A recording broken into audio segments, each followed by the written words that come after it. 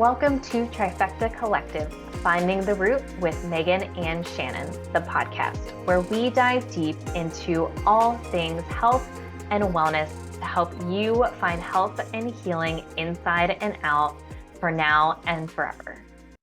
Hello, and welcome back to Trifecta Collective, Finding the Root with Megan and Shannon. Welcome back. Well, we are so excited to have you here. I'm Megan Abbott, owner and founder of Trifecta Collective, and this is my co-host Shannon Callery. And today we have, and I feel like I've said this already, but a really, really big topic, and a topic that is very near and dear to both of our hearts from personal experiences, and then certainly working with probably hundreds of clients at this point with cortisol issues. So today we're talking about high cortisol. And I also just want to clarify, if you've been diagnosed or been told that you have low cortisol dysregulation, we're going to talk about all of that in this episode. So please stay tuned. Don't think that just because you don't specifically have high cortisol that we're not going to touch on your specifics and why kind of this whole process of regulating your cortisol is so important when it comes to high, low,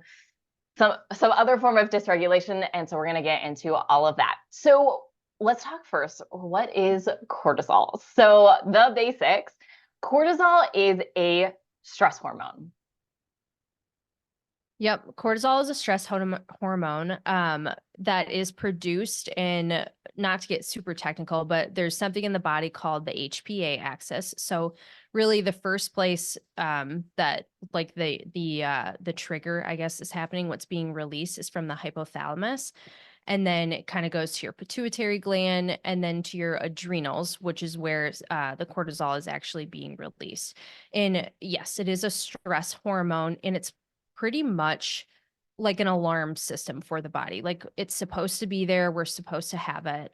But it's not supposed to be elevated all the time. That's kind of where the problem comes in. And kind of like the basics for cortisol is when we wake up in the morning, our cortisol is supposed to rise naturally. You know, we can do things like getting out in the sun and whatnot, making sure we eat breakfast. Like, all these things are going to help our cortisol be regulated throughout the day. But pretty much what cortisol is a stress hormone. Exactly. So this, and as Shannon mentioned, this starts in the hypothalamus and pituitary and adrenal glands. And so, meaning, if you're not familiar with where these body parts are, this starts in our brain. So this is really something that happens in our brain. It is not something that we necessarily control. And so if we think of back in the day, like if we were being chased by a predator, a tiger, a lion, whatever it was, we need to be very alert. We need maybe some extra support in running away. And so what would happen is this mechanism would turn on, our body would understand, or our brain, really, this is where it would start, would tell the rest of our body, hey, we're in a stressful situation. We need to be on high alert. And so hypothalamus, pituitary, adrenal, our cortisol would be released, usually among other things, potentially adrenaline as well. And there's some other chemicals that can go along here to make sure that we are in the most optimal position to survive. So this is what our body's supposed to do. It's what our brain is supposed to do. It helps us survive. And it's supposed to be a temporary thing where, you know, these hormones are released. We are no longer in this stressful situation. These hormones go back to a regular place, and our body returns back to a normal homeostasis kind of position. Now, what happens in our society nowadays is we have different stressors. And these stressors may not seem as big as being chased by a predator. However, our brain and our body doesn't perceive it that way. And when we are not sleeping, when we are undernourished or not having the right nutrients, when we don't, Overworking out. Yeah, overworking out, under eating, just chronically busy doing all kinds of things, work, when you're on your phone all the time and just constantly being overstimulated, your brain and your body don't know the difference. And this is where the issues really, really come into play with cortisol. And we will commonly refer to these as cortisol dysregulation issues. And we'll get into this a little bit more as to why when we talk about the testing, because this will help it make more sense as to why really this is about cortisol dysregulation and not necessarily, although in some instances, high and low cortisol. So that's really how this is supposed to work. And as Shannon mentioned, when we wake up, and once again, we can talk about this in more detail, or maybe we get into the testing right now, is when we wake up, our cortisol is supposed to be pretty high. About 30 minutes later, our cortisol is supposed to peak at its highest for the day. And then slowly throughout the day, it's supposed to come down and it should be at its lowest right before bed, which should mean that we should be able to fall asleep pretty easily and stay asleep pretty easily. Did I forget anything? No, I think you pretty much got all the points. I mean, at towards the end of the day, that's when our body is supposed to be in a more relaxed state. We're getting ready for bed. We want good sleep. Yeah, and keeping cortisol regulated is what's going to help provide that good restful REM sleep for our bodies, so we're not waking up in the middle of the night. But yeah, I think you hit all the main points there. Yeah.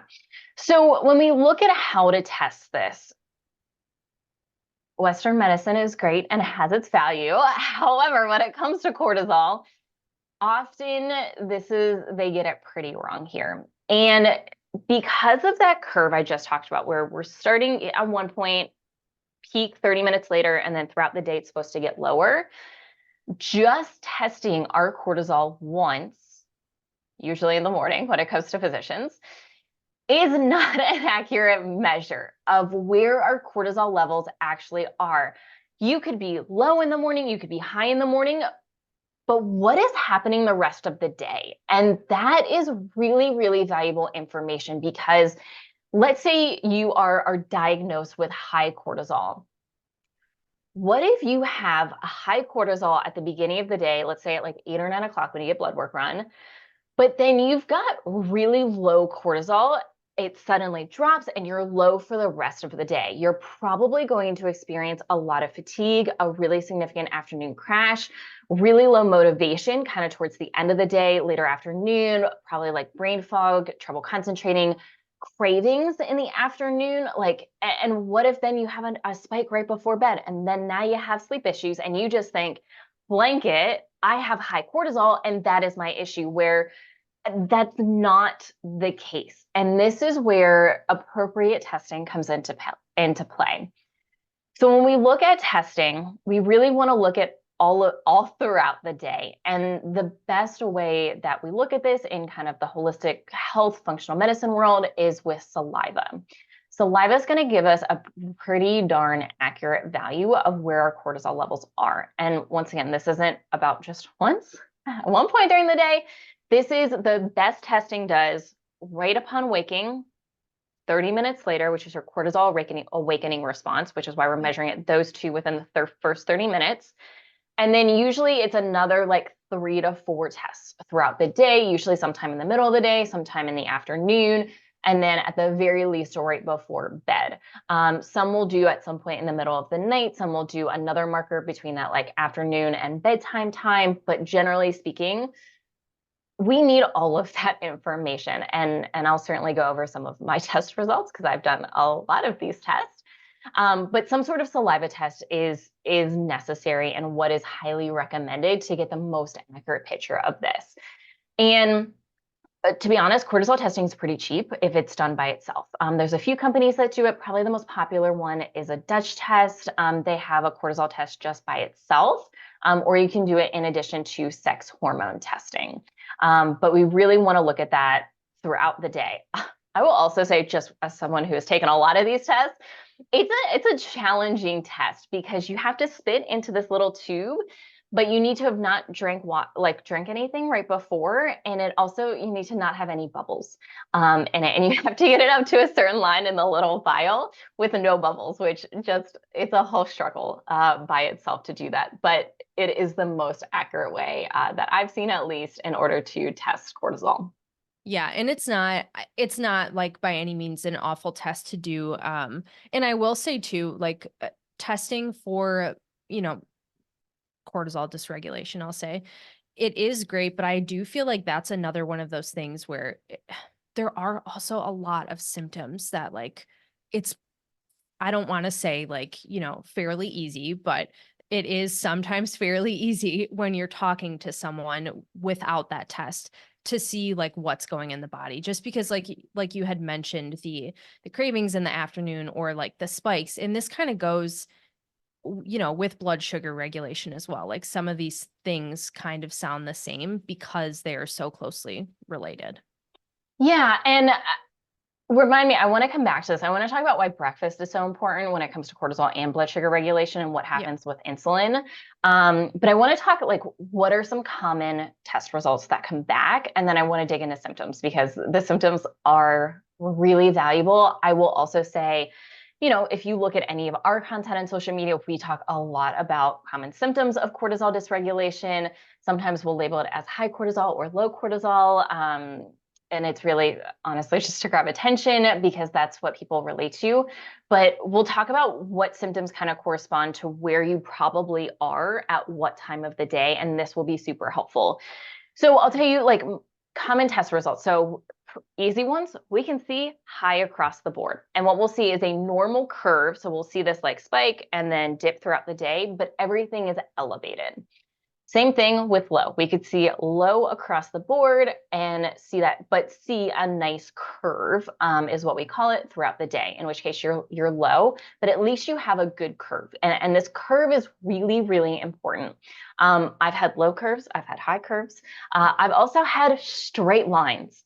And what this means is I wake up and my cortisol level is technically a little bit high. I'm trying to remember my exact test, a little bit high, and then it didn't change, which meant it was low. And then it continued to not change, in which case it was high throughout the rest of the day. But it's because it was literally a straight line and did not change throughout the day, which is absolutely not supposed to happen. You can also have a reverse curve where you start low and then you gradually increase throughout the day, which is also not great. And I'm going to guess you have some pretty significant energy issues, fatigue, and sleep issues if you're a person like that. So, I mean, you can have any or all of those combinations or kind of somewhere in between when it comes to these results. So the label of high or low cortisol, yes, it applies to some people, but so often not for the right reasons. And so I just think it's so important for you to understand that we need that picture of really like to label you as high or low cortisol. Like you should have a normal curve if you have high or low cortisol. Otherwise, you basically have cortisol dysregulation. And so if we blanket statement kind of you have a cortisol dysregulation issues and address it that way, because how we address it is largely the same. And we'll get into conventional things that people do and then how we actually address it and how we help people heal from cortisol issues. Yeah. So all of that is super, super important. And I'm trying to think too, see, you've had more of the cortisol testing done than I have, because that was one of the things like throughout my healing journey. I believe I only did one of the saliva tests, and it was the one that was like 4 or 5 times a day, spitting into the cup. But if I remember correctly, my results were just like straight high, like progressively got higher and higher all throughout the day up until at night.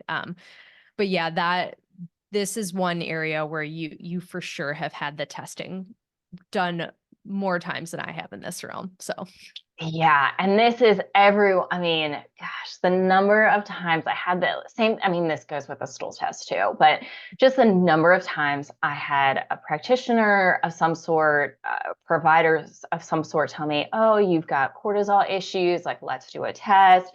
Oh, let's do this protocol. And then maybe it worked for a couple weeks. If I was really lucky, most of them did not do much of anything. yeah, and again, that was like I don't even remember anyone really talking that much about this issue to me. And it was now looking back on it, that was like a huge part of all of my issues. And if anything was being done to try and help that, it was purely through supplementation, probably like an adrenal supporting supplement, and like that's it. And now looking back on that from like what we know and in how we help people, that's so crazy because we know that that one thing isn't gonna do much. Like there's Yeah. so many other things that need to be addressed besides just taking a supplement to support your adrenals. Yeah, and I'm kind of like, as I'm reflecting back, I wonder if it was because I had hypothyroid issues and then later diagnosed autoimmune thyroid related, if that played a part. Because if we look at, especially once I got into like pretty in-depth, like we'll say technical, um, nitpicky, really focus on one or two things, which is not the best, and not how most people heal. Um, because the cortisol slash just the adrenals in general and the thyroid play such a big play such a big role together. If you're unfamiliar, so we have the HPA axis, and then we also have the HPT axis, so the hypothalamus pituitary thyroid axis. So if you have thyroid issues, hyperthyroid, hypothyroid, thyroid autoimmunity, a lot of times in the functional medicine world or holistic health world, cortisol will be brought up. And the adrenal health in general will be brought up because these two things play such a big role. There's a reason, and this all starts in the brain. And there's also bigger picture, there's bigger reasons why these two things play such a big role together that we'll certainly dive into here. So yeah, let's talk about some symptoms here, because there's some really specific ones, and there's also, and this is really top of mind for me because I post a lot of content around this.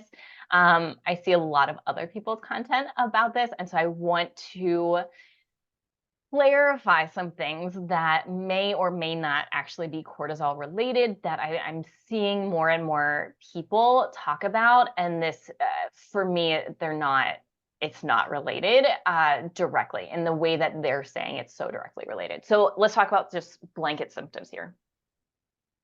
Ooh, yes. And I want you to dive into that more because you see more of the social media side than I do because you are the one posting all the content and whatnot. So I'm like, wait, what's going on out there? Like, what are people saying? What's not true? Do you want to start with that? No, let's talk about just basic symptoms first, because I think this will be a nice leeway into the other piece. Okay. So basic symptoms of cortisol dysregulation. We'll say that. I was going to say high cortisol, but not necessarily. So a huge one that I see that we both see is, when you're struggling to lose weight around like your belly area, that's a big one. Let's Puffiness. let's just talk about this one, because there's also an I'm so passionate about this Huge one. topic. Yeah. I know. Let's let's definitely talk about this. So it's almost like a tire around your belly. Like, it's a very specific lower belly fat that happens. It's not just like belly fat in general, but it's really like low belly fat where you start to gain weight here, and or maybe you're actually losing weight everywhere except right there. We've worked with someone in the past where like she lost a bunch of weight everywhere except there. And like her pant size didn't change, like to the point where like she dropped like several sizes of clothes in general, except her pants did not change size because of that lower belly fat. And this is directly related to cortisol. The adrenals, and I'm sure we'll dive deeper into this in another topic, but I do want to mention this. So the adrenals play a huge role when menstruating women transition into perimenopause and then into menopause. And one of the really common symptoms in that transitionary process is lower belly fat weight gain, and like this really stubborn belly fat that people, like women, have such a hard time losing. And it's so like prominent. And a lot of times, I've seen people gain like 10, 20, 30 plus pounds, and a lot of it is very specific to there. And even if they've had flat bellies for most of their lives, all of a sudden they have this lower belly fat that just like they're doing all of the things. They're weightlifting, eating a caloric deficit, like sleeping, doing all these things, but it's not budging. And there's a very specific reason why. And this is why adrenal health is so important, especially if this is something I think about literally all the time. I have a while to go before menopause. I've already been in perimenopause and I've reversed it, and I'm already planning on going back at some point. But this is so significant because when the ovaries start to shut down hormone production, our adrenals take over some of that. And if your adrenals are already in not the best place, you're going to end up with many, many, many of these symptoms, which means that if you take care of your adrenals and you actually heal your cortisol levels, heal your adrenals, many of these things can be avoided and or limited during the transition into perimenopause and into menopause. And one of the big ones is this lower belly weight gain. Yeah. And as you're sitting here saying this, like what's popping into my head is like, pretty much we just need to enlighten people that we need to not be so stressed out all the time, because if we can just learn how to actually regulate our nervous systems and like keep our body in a calm state, like this is how you do this. Um, but I know that we're going to get into that in a minute here. So Yeah. a little bit more about symptoms. So yes, the tire weight around your belly that just like won't seem to go away is probably the biggest one, along with like a puffy face. I would say that's another really big one. They call it, sorry to interrupt you again. No, you're Moon good. face is what they Yes, call it. moon face. Yes, Yeah. that's it. Mhm. Yeah, moon face. And it's like it's just like a bloat. It's like a bloat of the face, essentially. And you'll know, you can, when we're working with clients and they get to that point where like they just kind of start to feel it fall off, it's crazy to see the changes in people's faces. And I don't know if you experienced that symptom, but I had it bad. I had like horrible moon face. And looking back in photos, like you can, it's very, very different. So that's another really big one. Waking up at like between like 2 and 3 a.m., I would say is another really big symptom. In that dip of energy, like midday, probably 3 and 4, that's another big symptom. What other ones? Those are like the I big mean, ones that are sleep issues in general, trouble yeah. falling asleep and trouble staying asleep.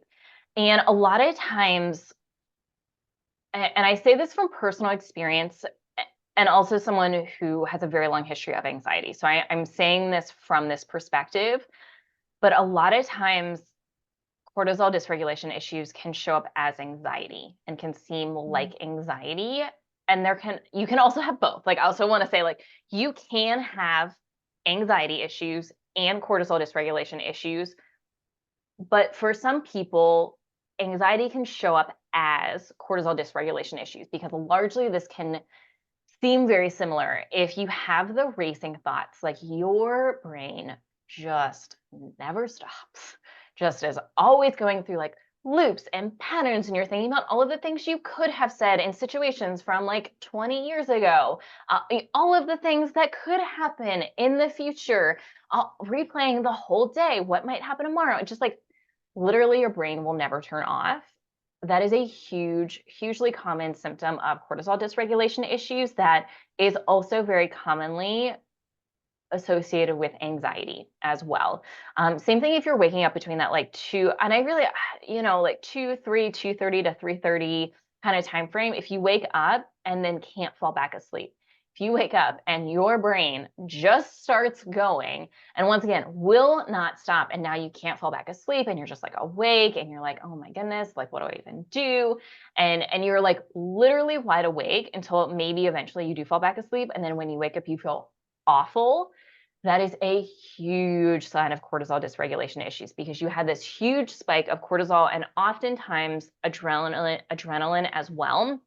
And then eventually it drops down enough that you can fall back asleep. And then when you wake up, it's like really low, and you just like you feel awful and you feel so tired, which is often really common if you have lower cortisol levels in the morning and or you don't get the correct or a good amount of cortisol awakening response.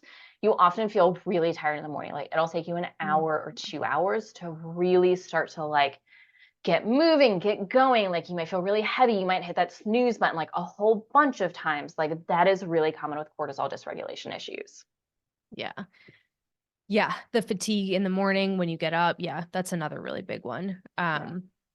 So what about, maybe let's dive into the other things that people are saying Well, that you're so I have more symptoms.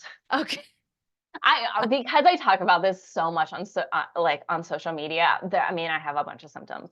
Yeah. If you wake up in the morning and you're not hungry, like if you just Oh, like yeah. you're not hungry for usually a couple hours, maybe even until lunchtime, this is a sign of cortisol dysregulation issues. And here's the thing. Intermittent fasting has its time and place for sure. And yes, you can train your body to intermittent fast and not be super hungry for a while after you wake up. However, I was waiting for you to bring yeah. this up. However, if you're almost using that as an excuse because you're not hungry in the morning, that's where this can become a really big issue. And I see this, full disclosure, I see this more of an issue with women, especially menstruating women, than anything else. If you're just like not hungry, like you'd have to force feed yourself in the morning, and like almost to the point where like even the thought of food makes you a little nauseous. This is not a good sign. You should be waking up hungry within the first like 30 to 60 minutes. It is very natural. Our body has rested, has had a period of time where it has fasted and had enough time to heal and rejuvenate itself, and it's ready in time for you to feed your body and your brain. And if you're not, once again, this is dependent on the person. And yes, intermittent fasting has a time and a place. And I'm sure we'll talk about that in another episode. But for many, this is intermittent fasting. It can be an excuse of just not to eat. Oh, I just don't eat until noon, until lunch because I'm not hungry. And I just do intermittent fasting as a result. Yes, but maybe you're also just hiding up some symptoms that you're really struggling with here. Yeah, I was gonna say there's probably more behind that. I mean, yeah, we've worked with enough people to dig in and get to the reason to maybe why they're avoiding eating in the morning too. So Exactly. And if you have these weight issues, especially that lower belly weight, intermittent fasting can sound really appealing. Same thing like if you're doing high intensity workouts first thing in the morning to lose weight and not eating for a while and then have this lower belly fat, you better believe cortisol is playing a big role here. And doing harder workouts, doing fasted workouts, not eating for longer periods of time is not going to help you heal your body. Irritability, I'll say mood in general, low mood, irritability, mood swings is very common with cortisol. But I would say irritability being really the biggest one. You may also experience like heart palpitations or just like feeling like your heart is racing a lot. Maybe even sometimes you can hear your heartbeat. That's really common. And just like this overall sense of like nervousness, overwhelm. Once again, like this can overlap with anxiety, but sometimes it's both, sometimes it's just one or the other. But this like internal sense of restlessness, I think is a really good way to describe this, yes. is really, really common. You may also have some temperature regulation issues when it comes to cortisol. Once again, this is starting with the brain, and we know that the hypothalamus, in particular, along with the thyroid, these two things play a really big role in regulating our body temperature. Once again, the thyroid and the adrenals go hand in hand here. This all starts with the hypothalamus. And so if we've got these cortisol dysregulation issues, and we've also got some thyroid issues, we can really end up with some temperature issues, which once again, we go back to this perimenopause, menopause, hot flashes, night sweats. And I'll say you may have night sweats in particular, even if you're not in this transitionary process, if you have cortisol dysregulation issues. Oh yeah. Um I mean that was something that I dealt with. The night sweat stuff, yeah, that doesn't always, there can be many other reasons for that. This being one of them. Yeah. But yeah, I mean, I definitely think you summed up the main symptoms there because I'm not thinking of any other ones as of right now. But yeah, I'm still curious to hear this other side of what people are saying. Yeah, so let's dig in. And I think the biggest mistake here is digestion and digestive related issues going back to cortisol. Now, this is a mistake and a little bit true at the same time, but not always for the right reasons. So if we think about high cortisol, I mean, I've seen like videos or posts, I'll just say posts in general, of like all of your digestive issues, your bloating, your gas, your acid reflux, like all of this is related back to cortisol. Probably not. Not saying that cortisol is not playing a role here because yes, we'll say chronic stress impacts the body in a really significant way. However, this may not all be cortisol related. And also, even if it started with cortisol, and really we'll say chronic stress really started this, other things go wrong down the line here. So if we think about chronic stress, if our body's chronically stressed, we're going to have lower stomach acid production. Our adrenals are also going to soak up a bunch of extra nutrients. And a lot of these nutrients are required to make stomach acid. Low stomach acid, a lot of people have this issue. We're usually going to end up with some digestive issues. Bloating is a big one.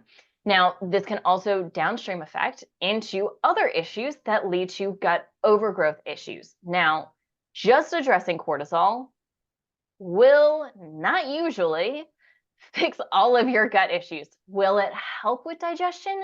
Yeah, for sure. Reducing stress goes a really long way in helping with your digestion.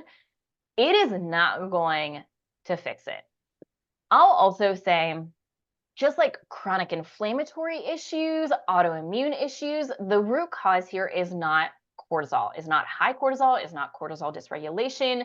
All of your sex hormone imbalances, your excess estrogen, your low progesterone, your excess testosterone, PCOS, like the root cause isn't cortisol. Now, cortisol may be playing a role in high stress, and we're going to talk about this here when we talk about how we approach cortisol dysregulation issues in general. But there's an underlying factor that's not that people aren't talking about here. And it's not just if you regulate your cortisol with, rhodiola, with this herb, like this is not going to fix all of your issues. I'm really sorry to burst your bubble. Yes, it may help. I'm not saying that because yes, reducing the chronic stress in your body, using adaptogens as a part of that, yes, it can absolutely help. Will it fix everything long term? And that's what we're really interested in. Will it address these issues so that not only do you heal, but you then stay healed and you shouldn't have to be on a product like this for the rest of your life? Like that is not the goal here.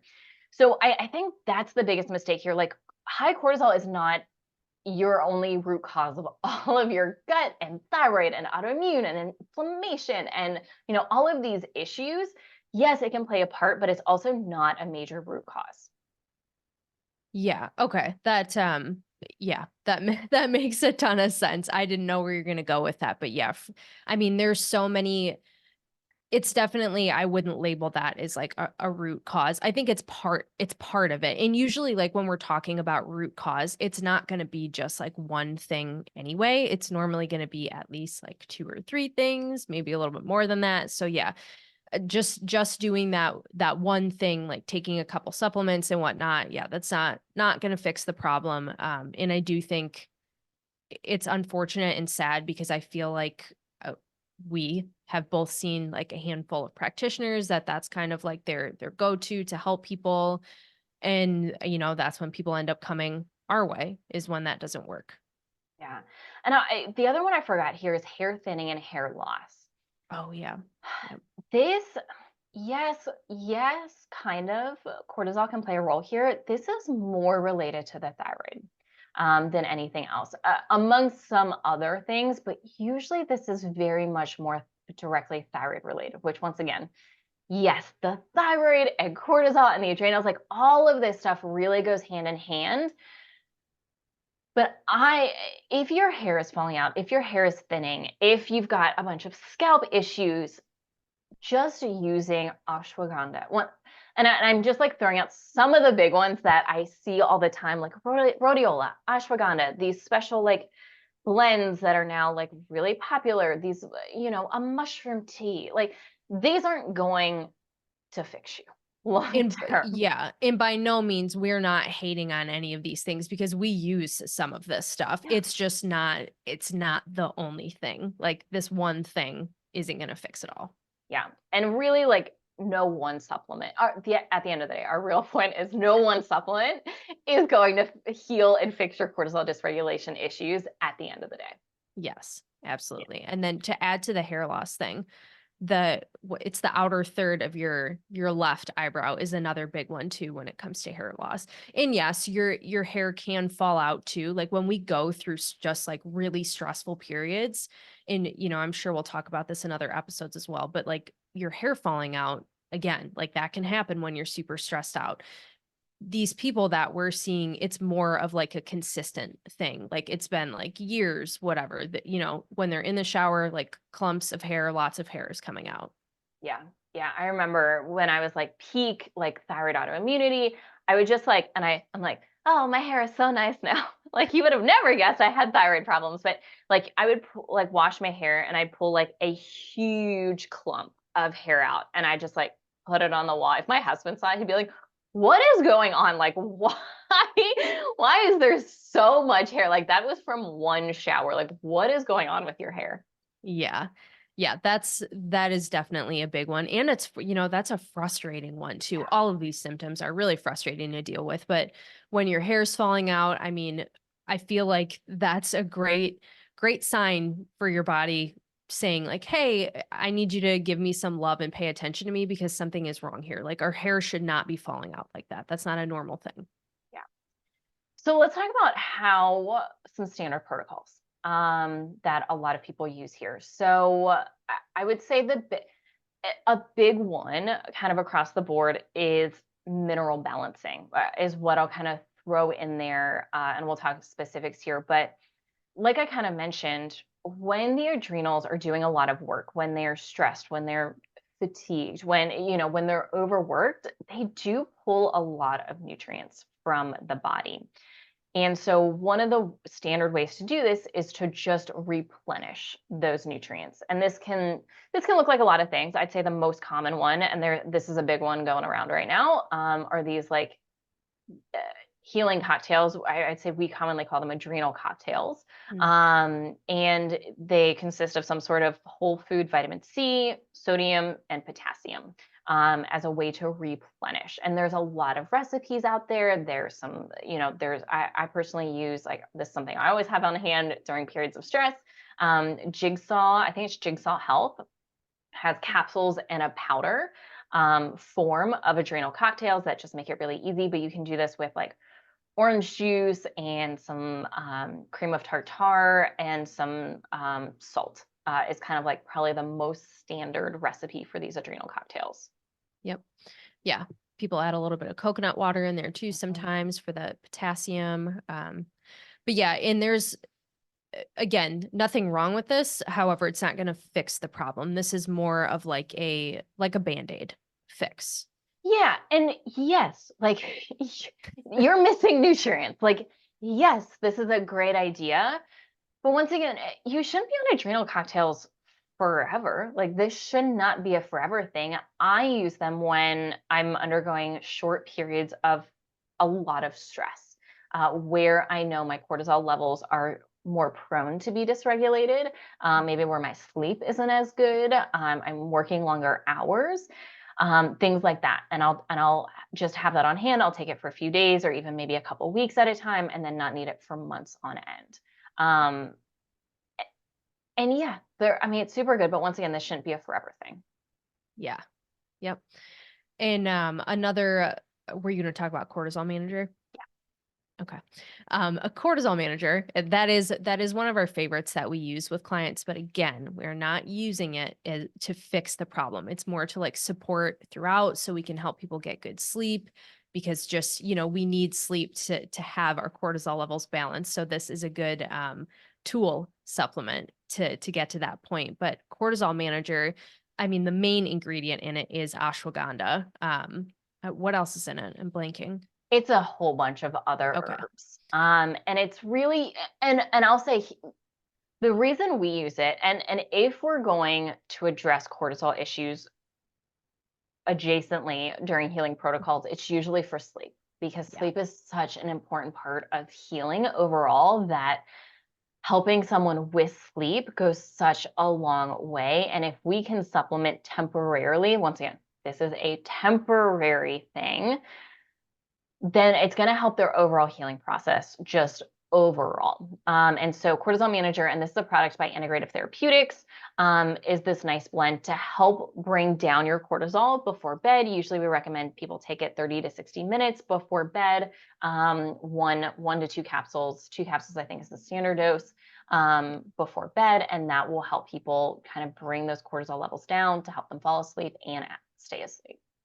Yeah, and just like you keep the jigsaw adrenal cocktail on hand, that cortisol manager is one that I keep on hand for when I'm traveling, when I'm going through, periods of stress, when I'm doing maybe some energy healing and I know I'm not going to sleep for a couple days, like that supplement it is like the golden supplement to me. It's such a good little helper to have on hand. Yeah. I do you also want to say, and I say this because I am this person, not everyone does well with ashwagandha. Mm. And if you notice products like this or ashwagandha by itself or another blend of herbs that has ashwagandha in it is almost a little bit more activating for you, you may also fall into this category of ashwagandha can be very stimulating for some people, not everyone, but there are a good amount of people that fall into that category. And you may notice you have almost the opposite reaction to certain products like this. So I do just want to say, like, if you're not weird, there's nothing wrong with you if you fall into this category. It's just how your body works. Yeah. And if that is the case, the liposomal L-theanine in GABA that's another good option that we use. That's like a liquid pump. And that one is just so good for, I mean, the GABA in it and the L-theanine is really good for just like calming the body and the mind down. And I'll tend to use that when I have clients who are like really, really high stress, like all throughout the day, not just at night. We will almost always add that in just to, again, is like a tool, a helper to help get their body back into like a grounded state. Yeah, and if you fall into the category of a person who's like, is it anxiety? Is it cortisol dysregulation? Is it both? This is a really valuable product. And this is L-theanine and GABA. So the one we use is a combo. It's from Quicksilver Scientific, and it's a liquid that just you do a couple pumps under your tongue, hold it. It's not going to push you to sleep, but it just kind of the way I describe it is it takes the edge off. It can help with all of those looping, racing thoughts, like the brain just being on all of the time. You can take it throughout the day as well, and it'll just kind of help recenter you a little bit. And this is really commonly used in um, if you look at any of the protocols in like holistic psychiatry, like anyone in that world, like L-theanine and GABA are two really common products that are really used in cortisol healing in general. Magnesium glycinate is another really big one that is often used, or some sort of magnesium lotion, magnesium spray. Magnesium, you can pretty easily become magnesium deficient when you're under a lot of chronic stress. And so if that's the case, you probably have some cortisol dysregulation issues, in which case, yes, magnesium may be good for you. Please be careful which magnesium you use. The lotions and the sprays are usually pretty good. If you use like Epsom salt, magnesium sulfate, that's usually pretty good. But when it comes to the supplemental forms, be very, very careful. There's one product in particular I do just want to call out, only because I've seen other providers recommend this so often and cause a lot of other issues, and that's Calm. The product Calm, which is a powdered form of magnesium citrate. Magnesium citrate, along with magnesium oxide, are stool softeners. That is their only purpose, is a stool softener. Now, if you also happen to have issues with constipation, yes, those may help you feel better. However, for someone like for me, even when I had constipation issues, magnesium citrate would make me like really crampy. Like I would get a lot of abdominal pain and cramping and discomfort. And then sometimes it would help with the constipation, sometimes it wouldn't. But it is a tool used for constipation and stool softening. It's not something we use commonly in our practice because there's some better options if you are dealing with constipation. But that product specifically is promoted as a way to calm down at the end of the day. And I've seen too many people not understand the different forms of magnesium, that they just go to that one. And then all of a sudden they end up with a lot of issues with loose stool, with abdominal discomfort. And that's the reason why there are better forms of magnesium out there that you can use. Magnesium glycinate is probably my favorite as far as like, just an overall magnesium. However, with cortisol, especially if you end up with a lot of issues with like brain fog, trouble concentrating, trouble remembering, which there's likely some other stuff going on here as well that's playing a role. Magnesium L-threonate is a really, really good one. Life Extension has a really good one. It's not the only one, but that's a common brand that we'll use. And that is the only form of magnesium that crosses the blood-brain barrier, which is really valuable. It helps, get the magnesium into the brain. It can help with focus, cognition, memory, recall, all that kind of stuff. Especially going into, once again, in this transition to perimenopause and a menopause, if you end up with some cognitive symptoms, that can be a really valuable tool for you to use. And once again, like this is just having worked with practitioners in the holistic like psychology, psychiatry space, like this is a tool that they often use and they'll often recommend for cortisol regulation kind of pieces within this.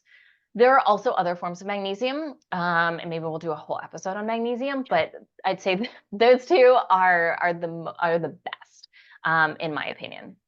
Yeah, no, I agree. And then I think magnesium malate is a decent form too, but kind of for what we're talking about, the glycinate and the magnesium, did you say L-threonate? Mhm. Threonate? Yeah.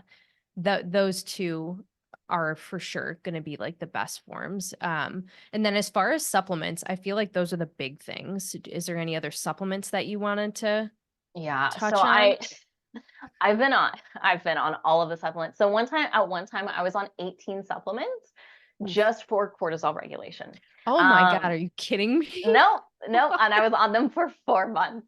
Oh, So yeah, I feel super, once again, like this is something that's like so near and dear to my heart because I was on so many supplements. All kinds of adaptogens. We already mentioned ashwagandha, rhodiola is a really big one. Um, um, B5 is a yeah, B5 and B2 are actually really common ones as well. Sometimes B6 or B complex will also be given to help restore energy levels. A lot of times people aren't even testing for those, which is a whole other conversation, but that's also really, really common.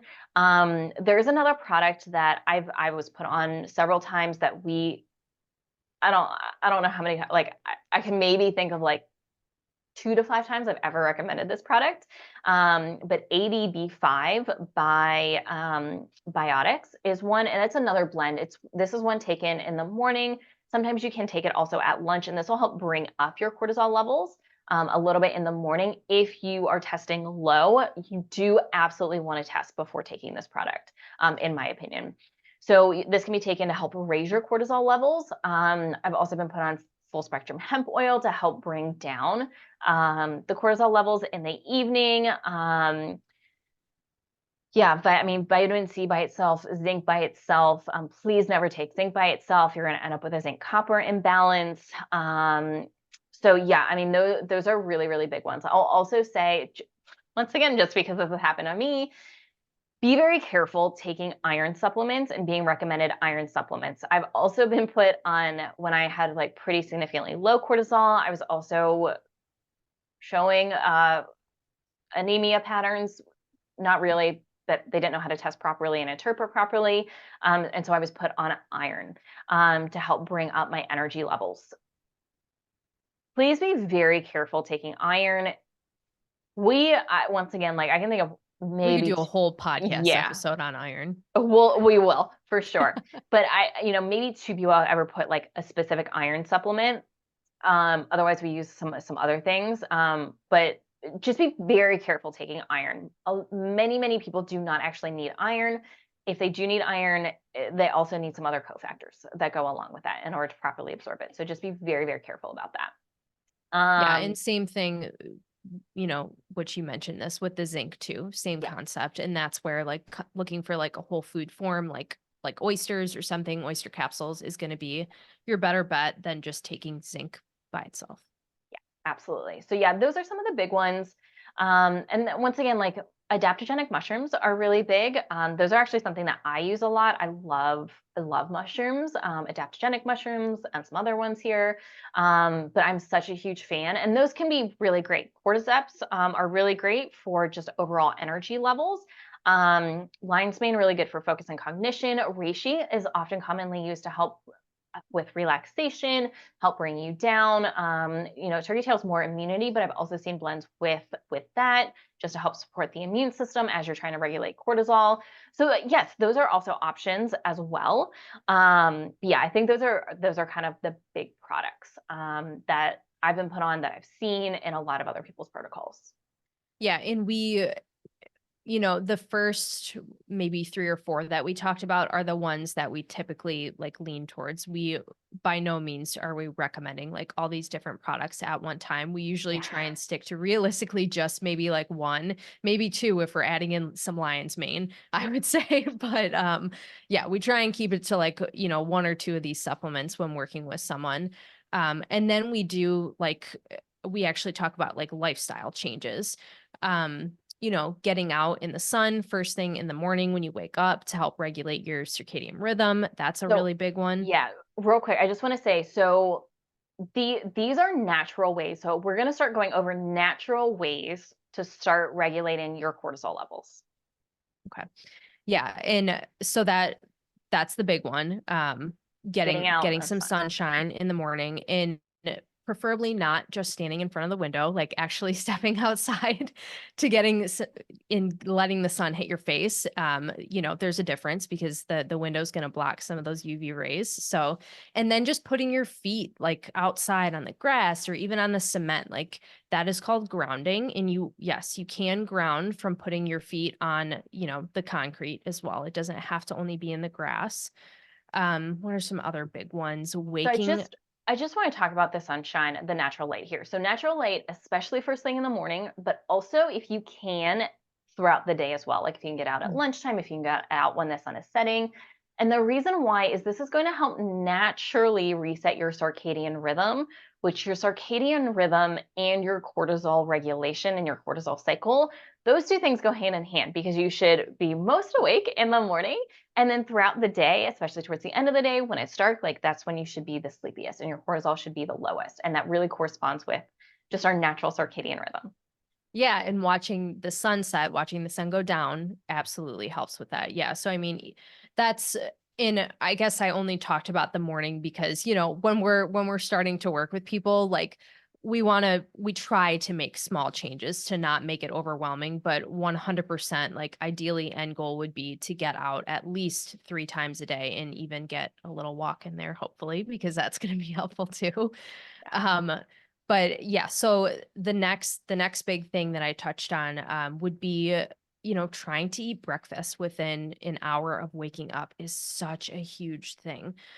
Ultimately, what fasting is doing for most people, I will say, when you're not eating in the morning, you're putting stress on your body. You're creating stress and then those your cortisol levels, your blood sugar regulation, all of these things are like spiking and it creates a very very unstable pattern in your body. So if you can actually wake up in the morning and get some food in you, meaning, not a bowl of cereal, like some protein, some fat, whatever that may look like for you, that's going to be really helpful in this area.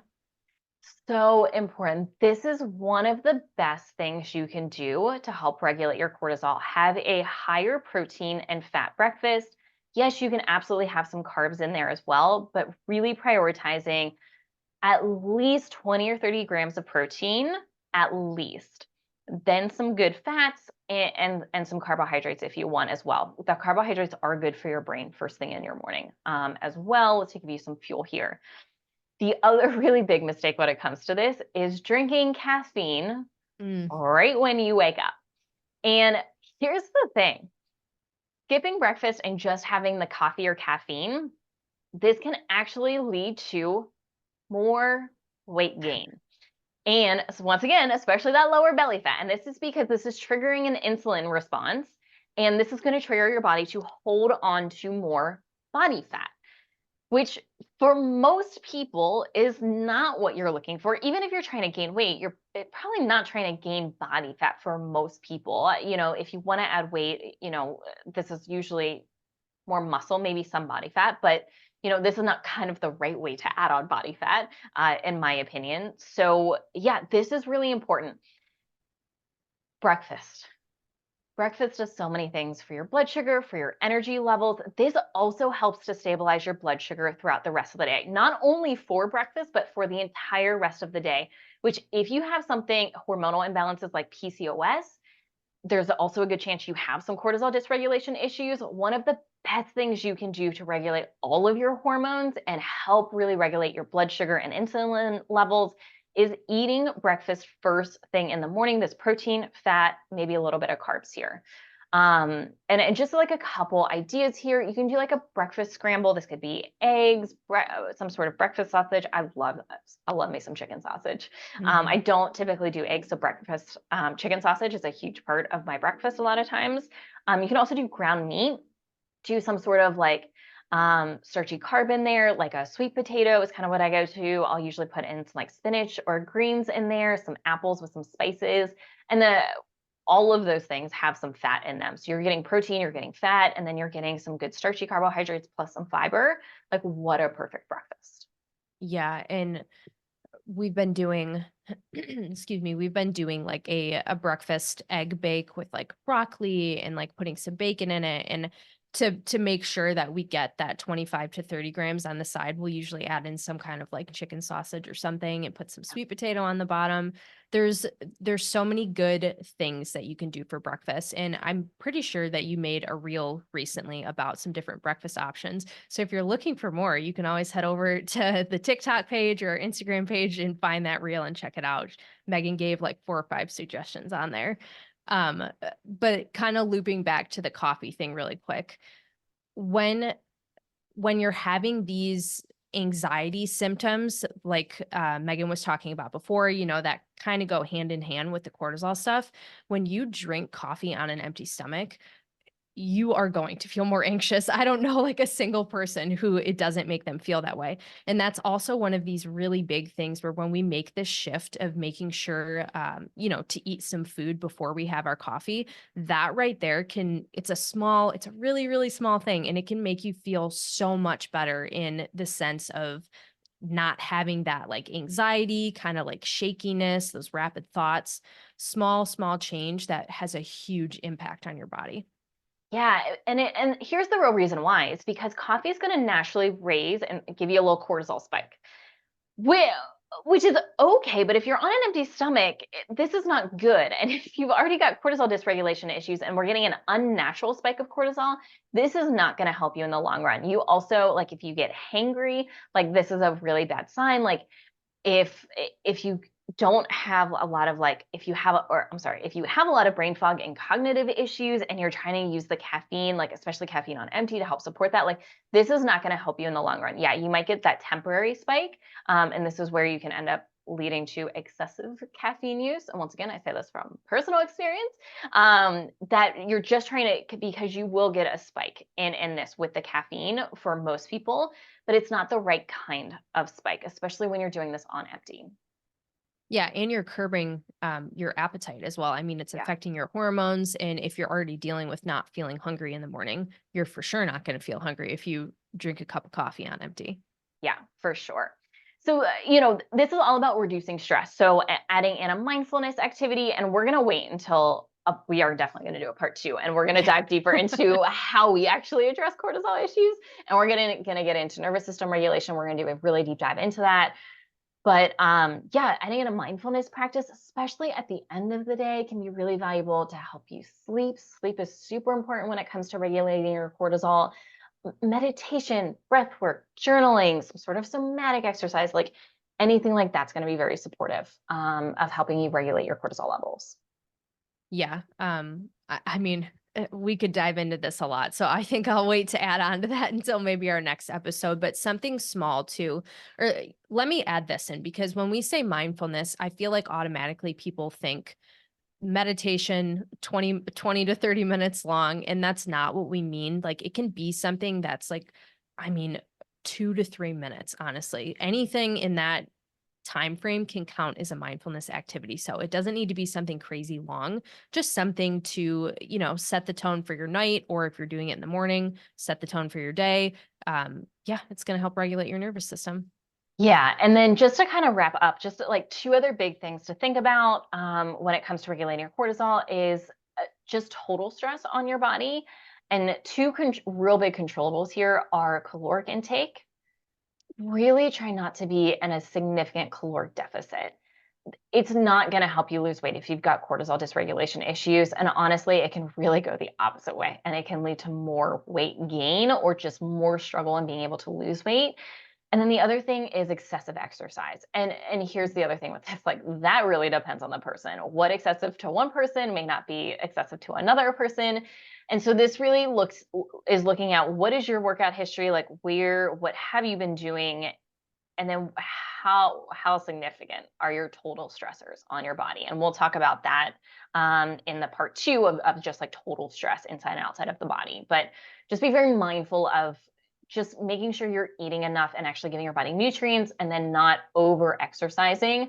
And another really classic kind of sign of cortisol dysregulation issues is if you're tired all the time, but you love doing HIIT workouts, or like really intense, like a really intense hot yoga class, or like something super intense here, you're going to get an unnatural spike of cortisol. Once again, this has also shown up. I've also had a straight line with a spike where I worked out and then it came right back down, because it'll give you a spike of cortisol, which means you'll feel really good, you'll feel alert, you'll feel energized, but then you will crash. And if you feel that crash point shortly after you work out, that's a sign that workout's probably a little too intense for you. Yeah, and I definitely remind me next time. I want to dive into the hot, intense yoga stuff as well, because I know a lot of people think that this is like some calming thing, but yeah, I can't wait to dive more into that too. Yeah. So, okay. So we're going to stop there, and we are definitely going to do a part 2, and we're going to talk about the two biggest things we're going to talk about is total stress on the body, and how to figure out and address that, and then nervous system regulation. And these are really the two keys to healing cortisol dysregulation issues long term, and then most importantly, staying healed.